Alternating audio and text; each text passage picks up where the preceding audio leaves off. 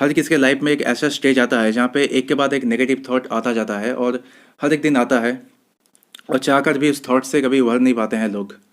जैसे कोई खाना खा रहे हो फिर सो रहे हो फिर कुछ भी कर रहे हो तो सडनली तुमने ऐसी कोई फ़ोटो देख ली है या फिर ऐसी कोई घटना याद आ गई है जिससे एक थॉट पैदा हुआ और उस थॉट से दूसरे थॉट, दूसरे से तीसरे थॉट, ऐसे करके एक रिपल इफेक्ट से थॉट बनता जाता है। और तुम कितना ही कोशिश क्यों ना कर लो, बस उस थॉट को तुम रोक नहीं पाते। और कभी कभी मन भी करता है कि गले में हाथ डाल के दिल को उखाड़ के ऐसे बाहर फेंकने का मन करता है, पर ऐसा कर नहीं सकते क्योंकि दिमाग की बातें हैं, क्योंकि थॉट्स दिमाग के अंदर होते हैं। कि कोई कांटा नहीं है कि ऐसे चुभ गया तो निकाल के बाहर फेंक दिया मैंने, ऐसा हो नहीं सकता। इसलिए लोग क्या करते हैं, इस चीज़ से भागने के लिए लोग क्या करते हैं कि इंटरनेट उठाते हैं, टिकटॉक देखते हैं, यूट्यूब देखते हैं, या फिर किसी के दोस्तों के साथ बातें कर ली हैं। ऐसे में क्या होता है कि तुम इस चीज़ से भाग रहे हो, ना ही तुम नेगेटिव थॉट को मार रहे हो और ना ही कोई पॉजिटिव थॉट तुम ला रहे हो। तुम बस सिंपल इस चीज़ से भागने की कोशिश कर रहे हो, जो कि इंस्टेंट सॉल्यूशन हो सकता है। पर मैं एक बात लिख के नीचे साइन करके दे सकता हूँ कि अगर तुमने किसी ऐसी जगह पे पहुँच जाते हो जहाँ पे कोई डिवाइस नहीं है, कोई इंटरनेट नहीं है, कोई वाईफाई नहीं है, ऐसे में मैं गारंटी के साथ कह सकता हूँ कि उस थॉट को तुम अकेले कभी रोक नहीं पाओगे। मान लो कि अगर इमेजिन करो ऐसी सिचुएशन में तुम होते हो तो क्या करोगे। ऐसे में जो एक क्लासिकल जो सोल्यूशन है, बैठ के सांस लो, ऐसे मेडिटेशन करो। ऐसे तुम कितनी बार करोगे, 10 बार करोगे, पर फिर भी 10-15 मिनट बाद आ ही जाएगा। मैं ये नहीं बोल रहा हूँ कि मेडिटेशन का कोई फ़ायदा नहीं है, फ़ायदा है, पर तुमने कभी प्रैक्टिस नहीं की मेडिटेशन की, इसीलिए कोई फ़ायदा तुमको नहीं मिलेगा उस टाइम। चाहे तुम कितना ही मेडिटेशन कर लो, कुछ भी कर लो, वो थॉट आता जाएगा।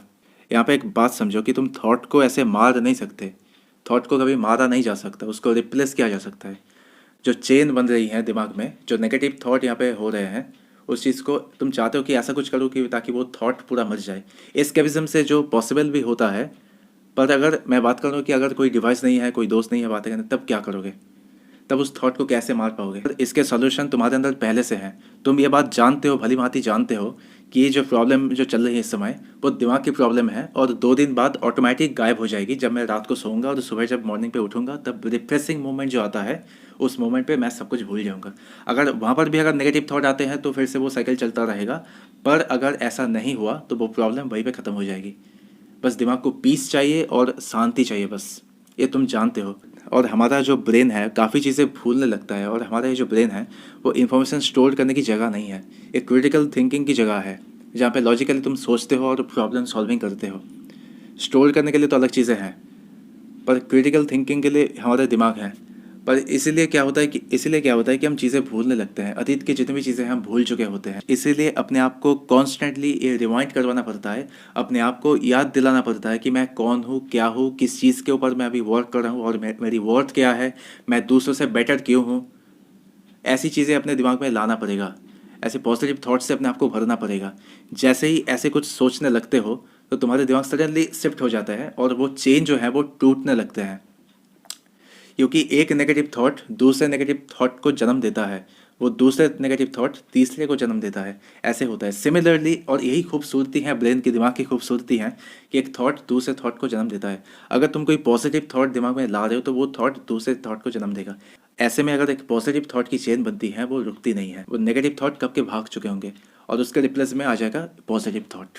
और इस चीज़ को करने के लिए तुम्हें कुछ आदत डलवानी पड़ेगी, वो है मिनिमलिज्म की आदत। अगर तुम्हारे अंदर ये आदत है, ये शौक है बेकार की चीज़ें इकट्ठे रखने का, घर में कुछ ऐसी चीज़ें पड़ी हुई हैं जो कभी वर्षों से पड़ी हुई हैं पर कोई काम नहीं आ रही हैं, ऐसी चीज़ों को फेंकना पड़ेगा। अगर मुझे पता है कि ये चीज़ कोई काम की नहीं है तो मैं फेंक दूंगा। क्योंकि ऐसे में क्या होता है कि एक आदत तुम डलवा लेते हो, ये आदत कि बेकार की चीज़ें मेरी ज़िंदगी में कोई काम नहीं है इसकी, तो इसको फेंको। तो सिमिलरली सेम सेम सिचुएशन तुम्हारे दिमाग पर भी क्रिएट होती है।